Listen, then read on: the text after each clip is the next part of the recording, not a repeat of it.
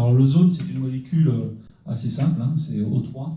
Alors souvent, vous entendez parler de l'ozone de deux façons différentes. Dans le grand public, on entend parler de l'ozone, de la fameuse couche d'ozone qui nous protège et qui permet la vie sur Terre, voilà, parce qu'elle filtre certains rayonnements UV. Puis l'autre situation où vous entendez parler de l'ozone, c'est quand on doit réguler la vitesse sur le périphérique et qu'il y a de la pollution à l'ozone, et donc qui est le fruit de la réaction de certains composés organiques volatiles et d'oxydants qui conduit à de l'ozone. Ce que vous savez peut-être un petit peu moins, c'est que l'ozone, c'est une molécule qui est produite naturellement, et c'est l'odeur assez caractéristique de la foudre quand l'orage frappe, parce que les décharges électriques produisent de l'ozone. Ou aussi l'odeur un petit peu caractéristique que vous avez dans un photocopieur, dû au flash de la lampe du photocopieur, et on produit de l'ozone. Et pourquoi cette ozone? Parce que en réalité, l'ozone est tout simplement le fruit de la transformation de l'oxygène O2 en O3.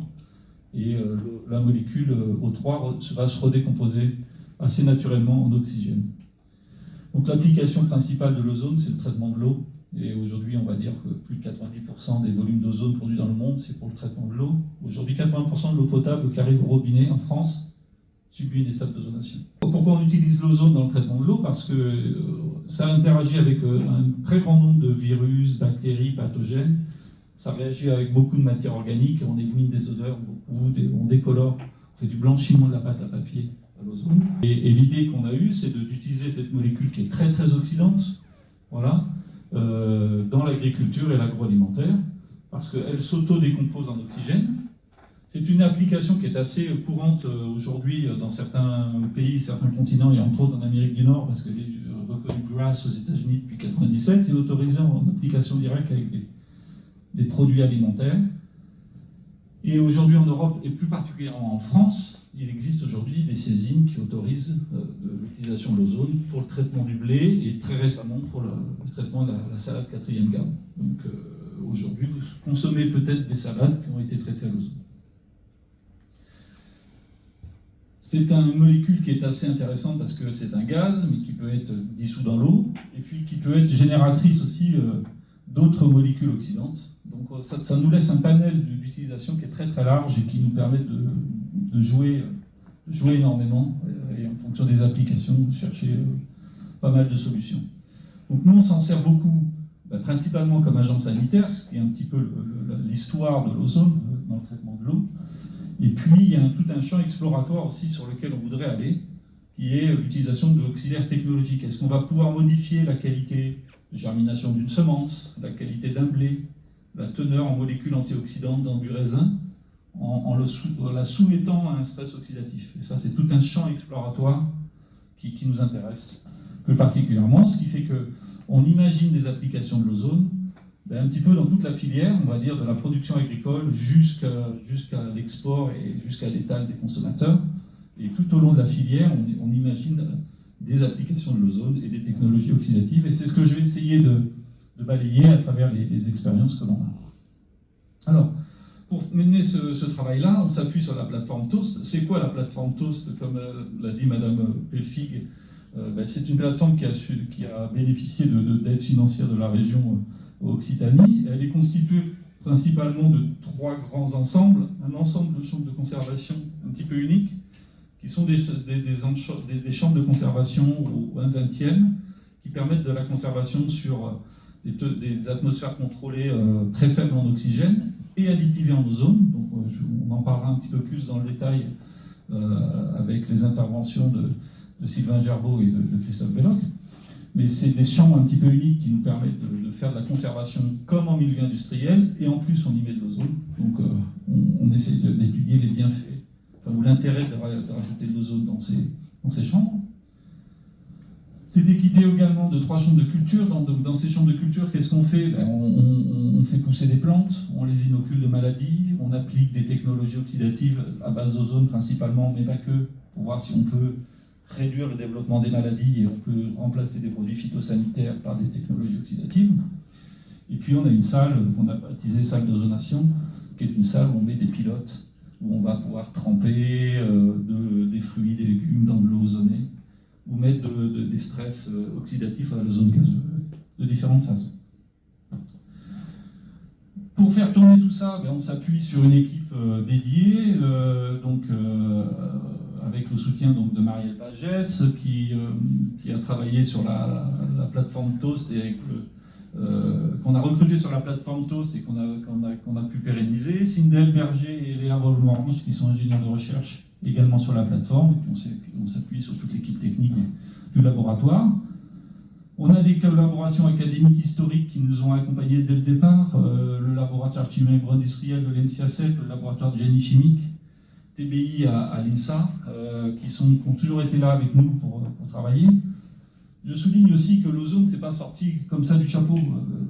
Aujourd'hui, la place toulousaine, et je vois Michel Rostand qui est avec nous aujourd'hui, la place toulousaine est une place historique de l'ozone en France, voire en Europe, si ce n'est dans le monde. Aujourd'hui, ça fait des 25-30 ans qu'on s'intéresse à ces questions de l'ozone, donc on peut aussi, nous, dans notre domaine agricole et agroalimentaire, s'appuyer sur les compétences des gens qui sont plutôt spécialistes du transfert gaz liquide, du traitement de l'eau, du traitement de l'air, pour avancer tous ensemble. Et c'est une vraie force que l'on a, je pense, aujourd'hui sur la place toulousaine. Et puis on s'appuie sur principalement nos partenaires industriels fondateurs de la plateforme Toast, Blue Whale, Roulier, ADG, mais aujourd'hui on travaille énormément avec Absolger, et il y en aura certainement plein d'autres qui viendront travailler, et je l'espère. Alors, qu'est-ce qu'on a déjà fait avec cette molécule?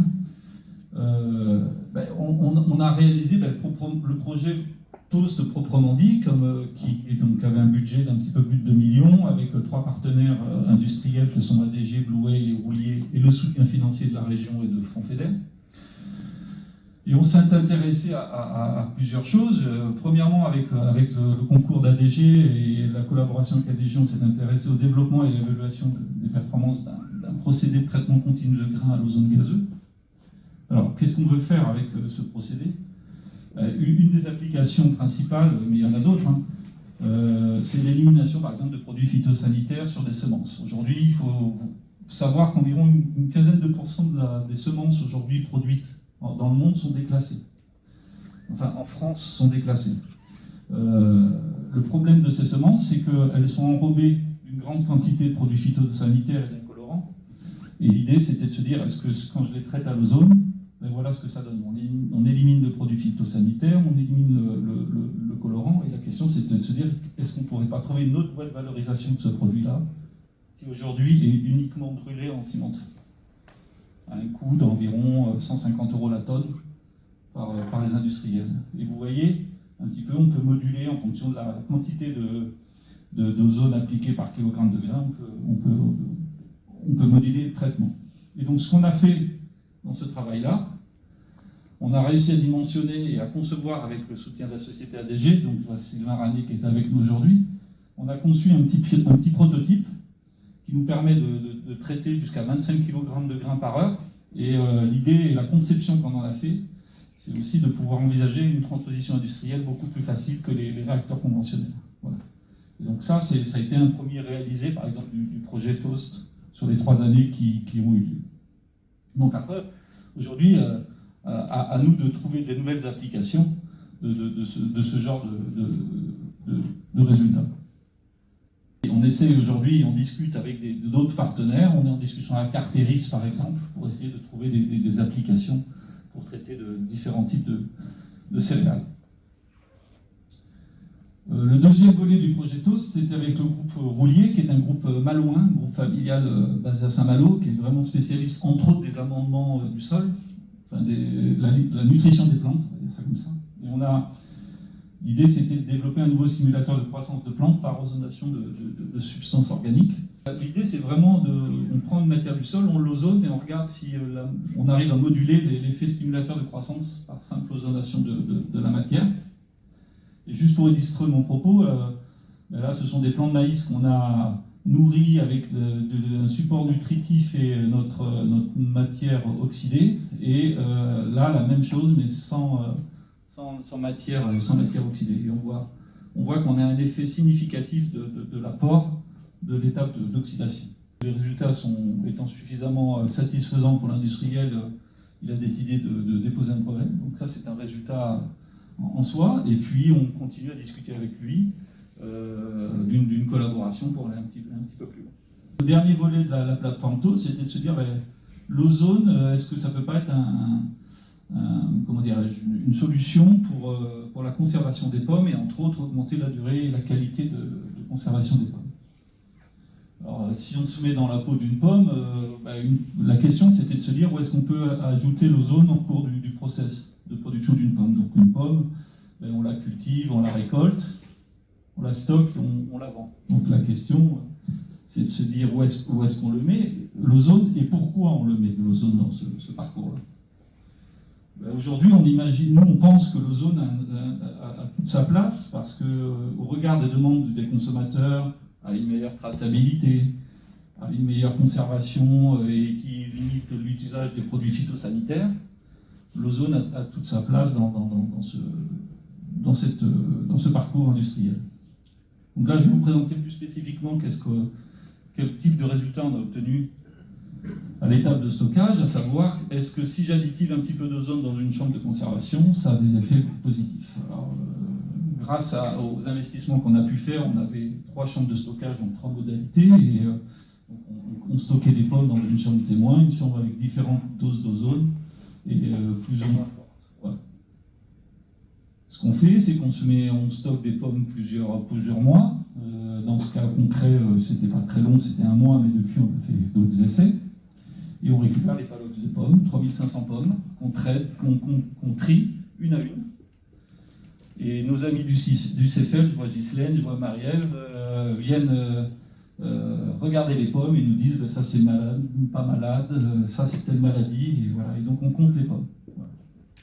Et qu'est-ce qu'on voit ? Sur une maladie qui est un peu particulière, Phytophthora, si on regarde le nombre de pommes en fonction des modalités, on voit très nettement que les pommes qui ont été stockées sous atmosphère ozonée ont réduit jusqu'à 67% les pertes de pommes malades. Donc on réduit le nombre de moitié le nombre de pommes malades dans un palox de pommes. Donc là, on a vraiment un effet notable de l'ozone. Si on regarde maintenant, quand on récupère 50 pommes, qu'on les pèle, et qu'on regarde la flore fongique et bactérienne qu'il y a sur la pomme, eh bien, si vous regardez les boîtes de pétri, témoin, dose faible, dose forte, si on le traduit en unités formant colonie par gramme de pomme, on voit que de façon significative, on réduit la charge bactérienne sur les pommes. Et puis on est allé même un peu plus loin, on a fait goûter les pommes. C'est-à-dire qu'on a pris un panel de 20 personnes, on a fait goûter les pommes en test triangulaire, et quand on fait goûter les pommes, les gens nous disent je vois des différences entre les pommes traitées fortement avec une dose forte d'ozone par rapport aux témoins. Alors on se dit oups, là c'est pas très cool. Mais par contre, quand on leur pose la question de savoir est-ce que le critère qui vous permet de différencier les pommes traitées à l'ozone et les pommes témoins sont plutôt des critères positifs ou négatifs, on a plutôt des descripteurs qui sont favorables au traitement à l'ozone parce qu'on a une texture du fruit qui est plus agréable, une fermeté et un craquant qui est meilleur. Donc on réduit le nombre de pertes, on réduit la charge bactérienne et on a plutôt des pommes qui ont des descripteurs plutôt positifs quand on les conserve sous atmosphère ozonée. On a plutôt des résultats qui sont très, très positifs et ça nous encourage à aller un petit peu plus loin dans ces questions de conservation des pommes sous atmosphère ozonée. Et puis la question c'est comment on valorise ce savoir-faire pour les partenaires industriels qui sont là. Donc je vais laisser déjà dans un premier temps Christophe Belloc s'exprimer parce que Sylvain il peut s'exprimer sur tous les sujets, donc il s'exprimera un petit peu plus loin. Voilà. Mais je laisserai Christophe Belloc plutôt parler sur cette question pomme. Et puis savoir comment, sur cette question pomme, on fait, parce qu'il y a des questions réglementaires, entre autres, sur lesquelles il faut qu'on travaille et qu'on élucide. Et on entrouvre des portes aujourd'hui. Et puis après, comment on décline sur d'autres projets.